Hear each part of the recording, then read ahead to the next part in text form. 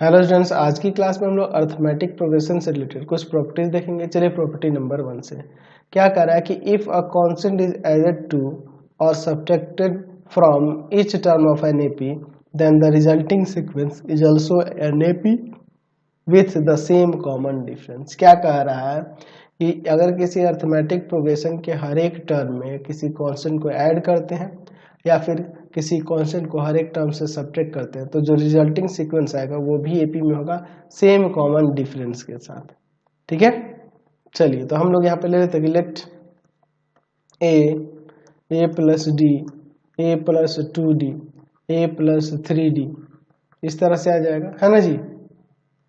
B an A P with common difference, with common difference, common difference d, common difference d के साथ, है ना जी। चलिए अब इसके बाद देखिए हम लोग क्या करते हैं, एडिंग के इन ईच टर्म, हर एक टर्म में के ऐड करते हैं तो यहाँ पे जो आपका रिजल्टिंग सीक्वेंस होगा, रिजल्टिंग सीक्वेंस होगा वो क्या हो जाएगा, देखो तो ए प्लस के, ए प्लस डी प्लस के, ए प्लस 2d प्लस के, ए प्लस 3d प्लस के, इस तरह से ये आपका सीक्वेंस आ जाएगा।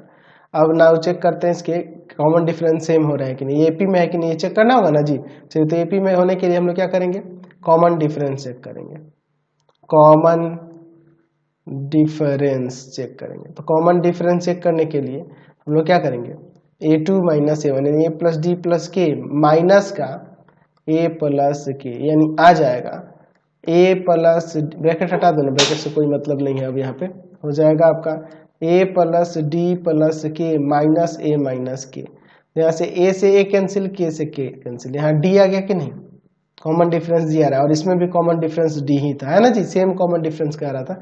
चलिए चेक करते हैं और भी, आप a3 माइनस a2 करके देख लो, a प्लस 2d प्लस का k माइनस का a प्लस डी प्लस के, आ जाएगा आपका a प्लस 2d प्लस का k माइनस का a माइनस का d माइनस का k। चलिए अब यहाँ पे देखिए a से a गया, k से k गया और यहाँ सब्ट्रैक्ट कर देंगे, यहाँ भी d आ गया, तो दोनों कंडीशन में देख रहे हैं कॉमन डिफरेंस सेम ही आ रहा है ना। तो नाउ यहाँ पे कह सकते हैं therefore the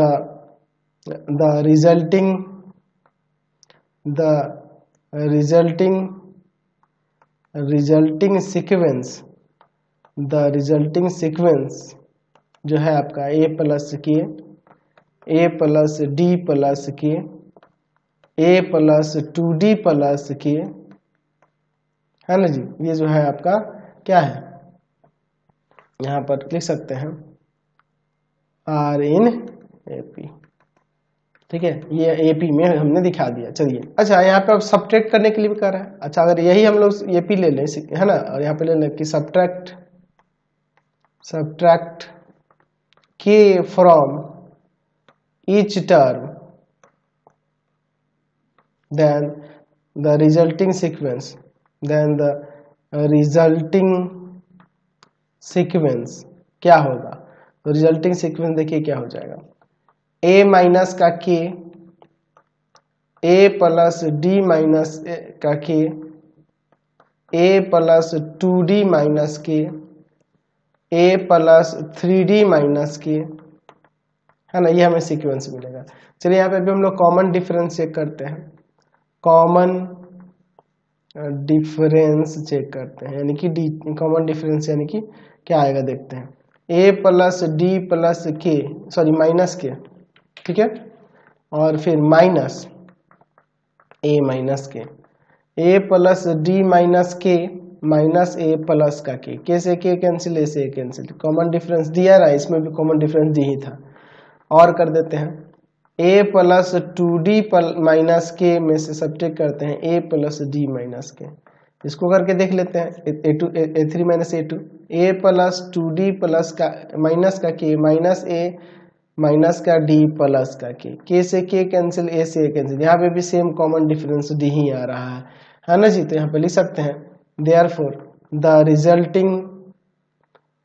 resulting sequence the resulting sequence क्या है जी, ए माइनस के, ए प्लस डी माइनस के, ए प्लस 2d माइनस का के, इसी तरह से ए प्लस 3d माइनस का के आर इन ऑल्सो एपी, ये भी एपी में होगा, हमने यहाँ पे दिखा दिया। समझ गए। नेक्स्ट प्रॉपर्टी देखिए second number, if each term of a given AP is multiplied or divided by a non-zero constant, then the resulting sequence is also in AP with common difference KD or K by D by K, where D is the common difference of the given AP। देखिए क्या कह रहा है कि हमारे पास AP अगर कोई है और उसके हर एक टर्म में मल्टीप्लाई करते हैं या डिवाइड करते हैं नॉन जीरो कॉन्स्टेंट K से, ठीक है, तो जो रिजल्टिंग एपी होगा, वो रिजल्टिंग सीक्वेंस होगा, वो भी एपी में होगा और उसका कॉमन डिफरेंस अगर मल्टीप्लाई करते हैं के से तो उसका कॉमन डिफरेंस के डी आ जाएगा, डिवाइड करते हैं के से तो डी बाई के आ जाएगा। और ये डी क्या है, फर्स्ट वाले एपी का हमारे पास कॉमन डिफरेंस है। तो यहाँ पे ले लेते हैं कि let a plus d, a plus 2d, a plus 3d है ना, be in AP with common difference d, with common difference d, है ना जी। ये ऐसा हम लोग सपोज कर लेते हैं। चलिए अब इसके बाद हम लोग यहाँ पर देखते हैं, हम लोग लिखते हैं पहले मल्टीप्लाई ना, मल्टीप्लाइंग के इन इच टर्म, तो हमारे पास रिजल्टिंग सीक्वेंस क्या हो जाएगा, रिजल्टिंग सीक्वेंस जो आएगा वह क्या हो जाएगा, वो बन जाएगा आपका, यहाँ से देखिए के से मल्टीप्लाई करते हैं ए के प्लस का डी के, ए के प्लस का 2d के, ए के प्लस का 3d के, इस तरह से आ जाएगा। इसको चेक करना है पी में है कि नहीं। तो यहाँ पे भी हम लोग कॉमन डिफरेंस निकाल के देखेंगे, कॉमन डिफरेंस निकाल के देखते हैं। चलिए कॉमन डिफरेंस निकालते हैं, तो a2 माइनस a1 कर देते हैं, ए के प्लस का डी के माइनस का ए के से ए के कैंसिल, यहाँ डी के आ जा रहा है, देखो यहाँ पे कह रहा था ना डी के आएगा, एक ही डी एक ही बात है। चलिए और यहाँ a3 माइनस a2 भी करके देख लो, ए के प्लस का 2d के माइनस में आपका है ए के प्लस का डी के, क्या आ जाएगा, ए के प्लस का 2d के और माइनस का ए के माइनस का डी के, ये इससे इनसे कैंसिल आ जाएगा, यहाँ पे डी के सेम कॉमन डिफरेंस आ जा रहा है। देयरफॉर कह सकते हैं कि द रिजल्टिंग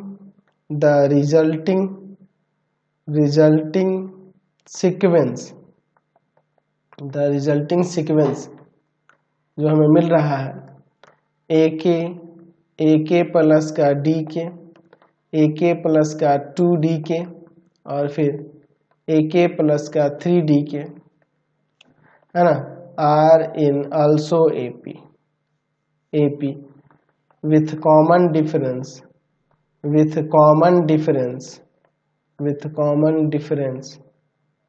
क्या है जो कॉमन डिफरेंस, डी के या के डी भी लिख सकते हैं। समझ गए। चलिए अगला देखिए, इसी में क्या कर रहा था, डिवाइड बाई ये नॉन जीरो कॉन्सेप्ट, यहाँ पे लिखते हैं divide by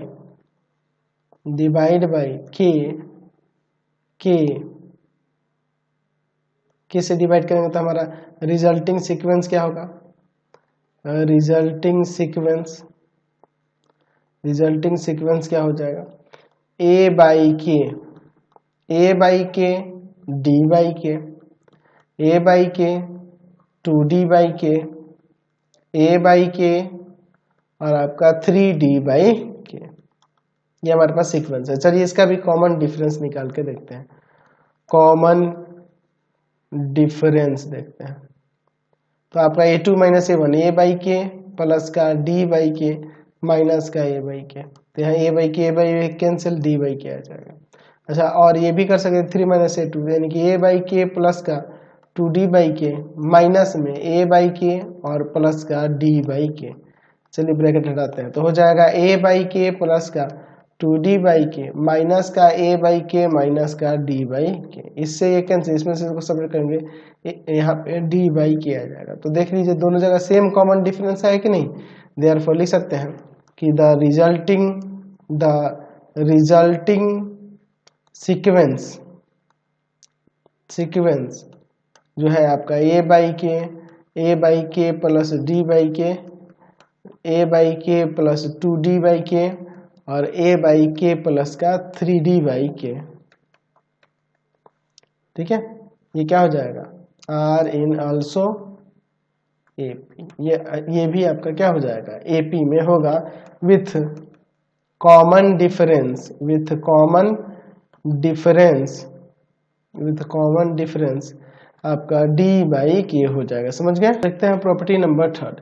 in a finite AP the sum of the terms, क्या कह रहा है कि equidistant from the beginning and end is always same and is equal to the sum of the first and last term.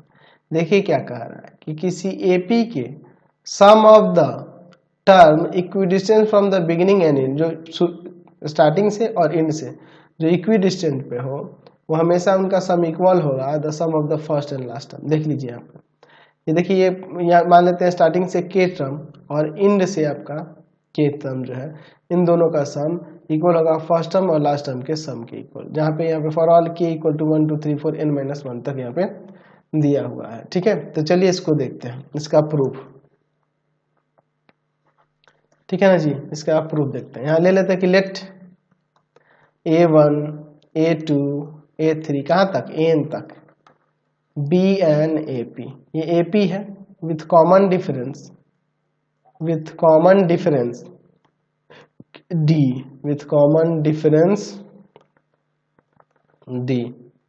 अच्छा चलिए अब इसके बाद देखिए, हम लोग यहाँ पर एक काम करते हैं, हमारे पास जो दिया है उसका LHS ले लेते हैं। LHS में देखिए क्या है, a k प्लस का an minus k plus 1, k minus 1 है, ब्रैकेट हटाएंगे तो प्लस कर देंगे। चलिए तो इसे आप चाहो तो a k और प्लस का a n minus k plus 1 ऐसे लिख सकते हैं कि नहीं? बिल्कुल लिख सकते हैं, है ना जी। चलिए तो ये a k के लिए फॉर्मूला लगा देंगे AP वाला, तो फर्स्ट टर्म प्लस का k माइनस 1 और इंटू में कॉमन डिफरेंस d, ये ना होगा। इसके लिए फर्स्ट टर्म प्लस का n minus k plus 1 minus 1 और इंटू में आपका d, यही ना हो जाएगा जी।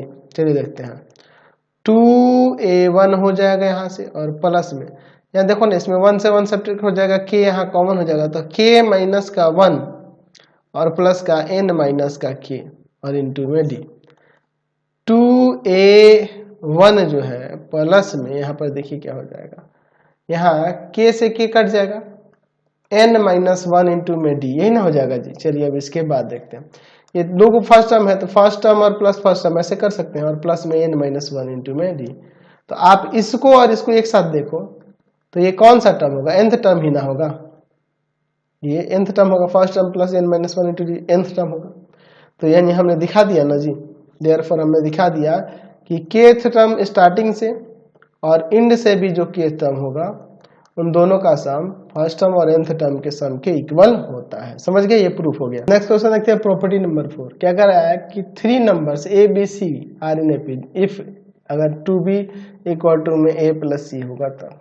चलिए यहाँ पे हमारे पास इसका प्रूफ देखिए क्या करता है, let a b and c are in AP ऐसे ले लेते हैं। अच्छा जब ये एपी में है तो यहाँ कॉमन डिफरेंस यानी कि b माइनस ए इक्वल हो जाएगा c माइनस बी के, इस इधर लाते हैं b को, b और प्लस का b इक्वल टू में a प्लस का c, यानी कि 2b इक्वल टू में a प्लस c हो जाएगा। ठीक है, अच्छा यानी कि हमने यहाँ दिखा दिया कि अगर ये एपी में होगा तो ये होगा, लेकिन हमें यहाँ उल्टा दिखाना है कि अगर ये 2b इक्वल टू में a प्लस c होगा तो ये होगा। तो अब इसका कन्वर्जली हम लोग देख सकते हैं, कन्वर्जली let a b c be three numbers such that 2b equal to में क्या है a प्लस c है, then अब देखिए 2b इक्वल टू में a प्लस c है, तो इसे देखो इसको b को b प्लस बी और इधर a प्लस सी लिख देते हैं। इस b को इधर, a को इधर कर देते हैं। b minus a equal to में c माइनस बी। ये तभी पॉसिबल हो सकता है ना जब AP में होगा। Therefore A B C are in AP। हम लोग इस तरह से भी इसको दिखा सकते हैं। समझ गए? प्रूफ हो गया। नेक्स्ट देखते हैं property number 5। A sequence is an AP if it's nth term is a linear expression in n। अच्छा, ये AP में होगा कब? जब nth टर्म जो होगा लीनियर एक्सप्रेशन होगा, है ना, n का।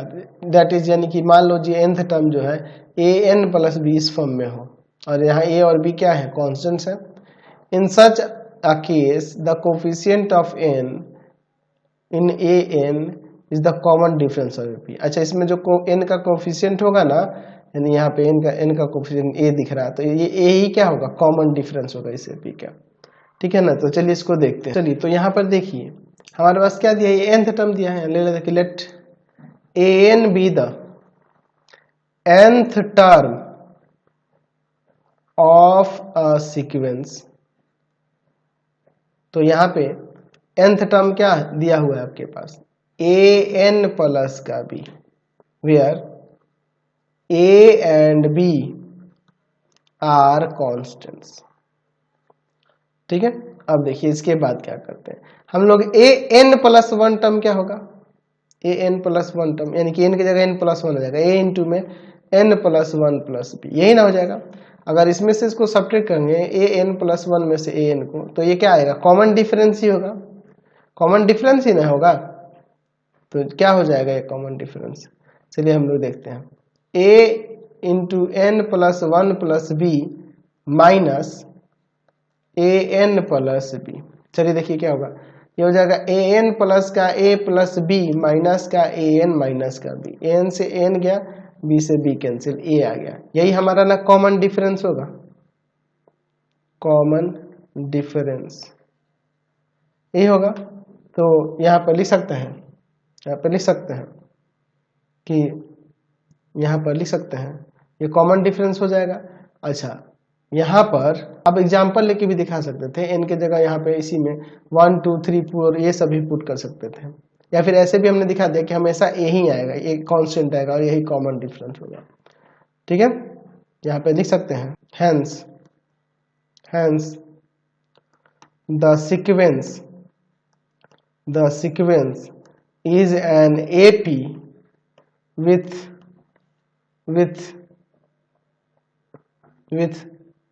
the common difference